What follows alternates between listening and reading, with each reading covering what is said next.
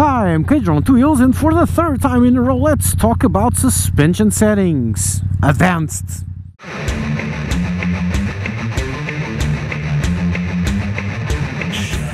So this time, let's talk about, and on this one, I'm going to have to ask your help.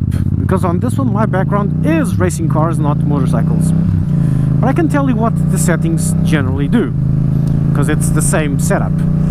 So let's talk about the damper settings, which is the more advanced setups you can do on your bike, and the more expensive bikes have these settings adjustable to you. Damper settings, there are two damper settings. Some bikes have one, some bikes have two. Most bikes, they usually have two, and when they have two, they say it's a fully adjustable front or rear suspension. So what do these settings do? Dampers have two settings, which is bump and rebound.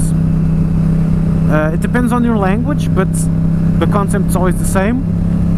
One mentions when the spring is compressing, and the other one works, and the word it's used on the various languages, when the spring is opening up. In Portuguese it is well, bump and rebound, really. Okay, so bump is when the spring is compressing, and that is when you go over a pothole and the wheel comes up to your face and you feel the jolt. And the rebound is on when the spring pushes the wheel back onto the ground and it goes back down. Also, and most people tend to forget this, I'm going to use the bump setting on my motorcycle. At the front suspension, I'm going to use the bump setting now. Bump setting at the front also impacts when the bike is braking, because your weight is going forwards and the front suspension is compressing. At the same time, the rebound on the rear is working because the suspension at the rear is opening up.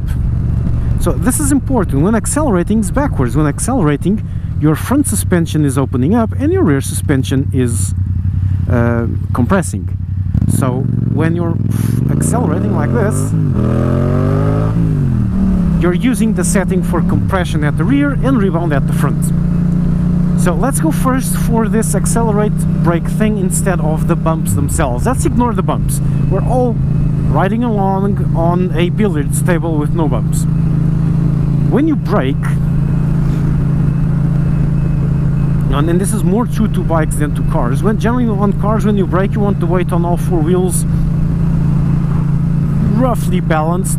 Don't want it to dive that much because you have four wheels to brake with. But on motorcycles, when you brake, you want as much weight on the front, because that increases the grip of your round front tire immensely, and that helps you brake a lot. So when you brake on the motorcycle, you want as much weight on the front as you can without overdoing it and flipping the bike head over heels. So with that being said, what you want when you brake is a hard compression, so the weight is transferred instantly to the wheel instead of being dampened by the damper. That's why it's called a damper. At the same time, you want a soft rebound at the rear to keep the rear wheel on the ground, to let it move around easily, because if it's too hard, the rear wheel will tend to lift, because the damper will prevent the spring from opening up that fast, and it will bring the wheel up as the bike dives on its front. Then again, having a stiff compression at the front, stiff bump at the front, will prevent the bike from diving too much. But the weight transfer will be much instant, so you can brake harder, faster, and you'll brake in a shorter distance. When you accelerate, you want the opposite. You want the weight transfer to the rear to be as much instant as possible, so you want a hard compression at the rear and a soft rebound at the front. So with that being said, you would think, okay, so both dampers, I want a harder compression and softer rebounds? No, because suspension is always about balance, and if you go that way, because you're riding on a billiard surface like a track, and you want to be able to brake hard and accelerate like a madman out of the corners with maximum grip at the front and the rear, you're going to get your rebounds very soft, which will make the suspension, and rebound also has that effect, which is rebound gives you the time the suspension takes to recuperate from a bump. And if it's too soft, it will take too long. It will feel like you're on cars at least, it feels like you're driving on mud. On the bike will feel like a rocking horse. It'll just keep oscillating. The compression one will stop the oscillations, but the rebound one won't, because it's too soft, and so the bike will feel like it's... If you go over a bump, it will feel like the bump never actually stopped. It just keeps on going wonk, wonk. An undampened bike or under-dampened bike feels a lot like a riding horse. This one's an under-dampened bike, actually, at least I think so. From my experience, I think this one would probably require a bit harder dampers. And it's very comfortable when you're going over bumps, because it allows the suspension to move around easily. Now we're going back to bumps. The bump compression, if it's soft, it will allow the spring to compress easily. So this will be very comfortable, these kinds of bumps. Thing is, when you land, the bike will keep going and wank, wank, wank. And I'm actually going to stop because I don't have anyone behind me. I'm going to show you what this does. The dampers prevent the spring will want to oscillate forever. It will want to never stop. Okay, only the resistance of the metal itself will make it eventually stop. Now, the thing is, without dampers, the bike would be oscillating forever. Dampers prevent this oscillation, and the damper settings is the rate at which it prevents these oscillations. Now look at this bike. See how easy it is? This means that I'm going to go forward and I'm going to stop. Look, forward, stop. Oop. Let's go. Oscillate a bit. I'm going to stop now. See, it went back and forth a couple of times. So the suspension settings, the damper settings on this bike are relatively soft, which makes sense since this is a bike to cope with bumps. It's an adventure bike. It's an on-roady bike, but it's a city bike for adventure, etc. A more sporty bike, this will be a lot harder to do, this balance back and forth, and when you stop, the bike will just kind of go wonk and resets. If you remember the video from the V-Strom 1000, it had very, very soft springs and very, very soft compression damper at the front, so when you braked, the front dived down into the ground. But that's an off-road setting to allow the wheel to go back and forth. So on bumps or over bumps, the softer the dampers, the more grip you have, because it allows the wheel to cope with all the holes and keep connected to the ground. Thing is, you will have more grip, but the bike will feel like a rocking horse and won't stop oscillating back and forth, and so you will lose handling. You will gain grip, but you will lose handling. You will not be able to know what the hell is going on with the bike. And this is, I'm paraphrasing this from cars, because this is a horrible feeling on cars, especially on a race car. If you're going onto a bumpy racetrack, like say Monaco, you have to put your springs a bit softer, the ride height a bit higher, and the dampers softer to cope with all the bumps. And then when you go into a corner, the car just goes like all wobbly, going whoa!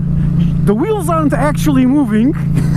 See, you know the tires are gripping and they're doing what you're telling them to, but the chassis goes woohoo, let's dance, and it's a very unnerving feeling, and you lose the feel of the roads. And on bikes it should be much of the same. The bike will feel like a rocking horse, especially mid-corner. You're going mid-corner and the bike's going wonk, wonk, wonk, wonk, which has two problems. One, you do lose the feel of the ground, you have no idea what the wheels are doing, and if you're cornering and the bike is still tilting back and forth, you're shifting weight from front to rear, and that can be pretty dangerous and can lead to a crash. So it's always a balance. There's a balance in between these.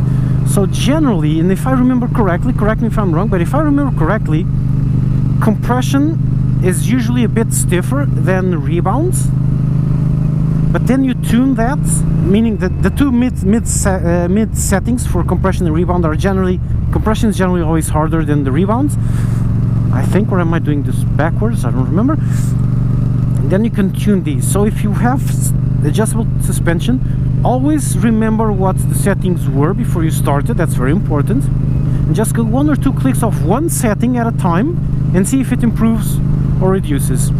If when you're braking the front is locking up very easily, increase the compression. If when you're braking the rear wheel is lifting off the ground, doing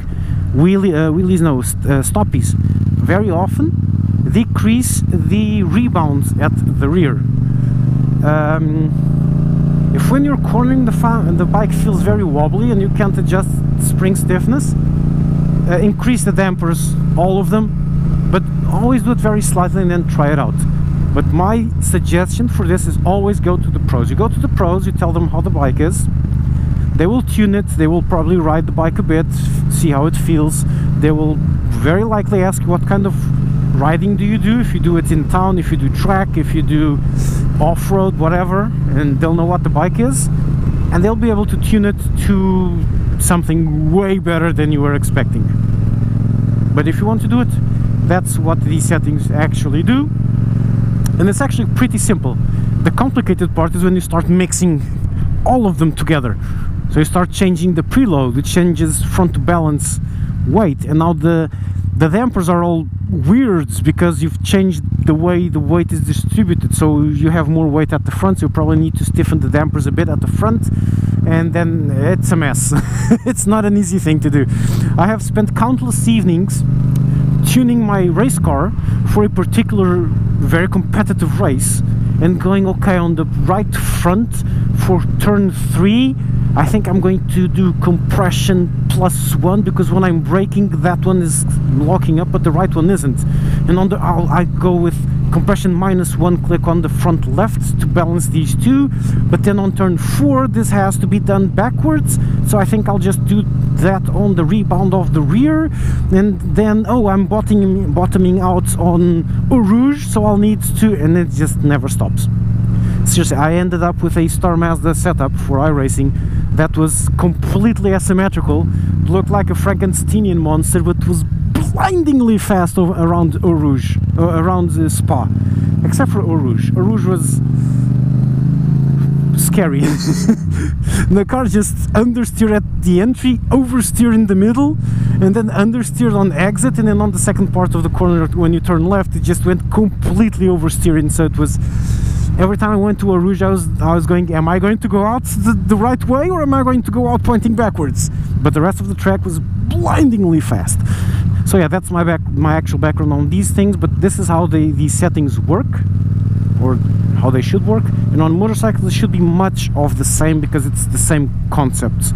The only thing I can't quite wrap my head around, that's why I didn't talk about it, is that the springs at the front suspension, it's different, it's weirder, because there's actually two suspensions at the front, one for each side of the wheel, to allow the wheel to, so the wheel can actually move slightly left and right, and the springs are not visible, so I'm not sure if they're linear or not, and the springs are somewhere, the construction is very different, so I'm not sure of that. That's why I didn't talk about or much about preload at the front. I'm not 100% sure how that works, but dampers are dampers, and dampers work the same way if the suspension is horizontal, vertical, sideways, linked, and whatever. It's the technology under them is different, but the concept of damper is the same, and so that's basically it. Correct me on things I'm wrong or incorrect about, please. Let's get all of us, let's do a knowledge sharing, but please make sure what you're saying is actually correct. Okay, go check it out, because there's a lot of incorrect information out there, because since this is a feel thing, the placebo effect is very strong on these, and you think you've tuned it right and you actually tuned it wrong, but your brain tricks you into thinking that it is correct. The best way to do it is change it, don't think about it, and a couple of days later think, I think this is better. Or if you're very experienced and you can do it, change it, go ride, okay, feels this, feels that. I'm not quite that experienced yet to be able to do that, so I have to relax and just after a few days think, yeah, I think this is better. Okay, yeah, that's it. Kids are out.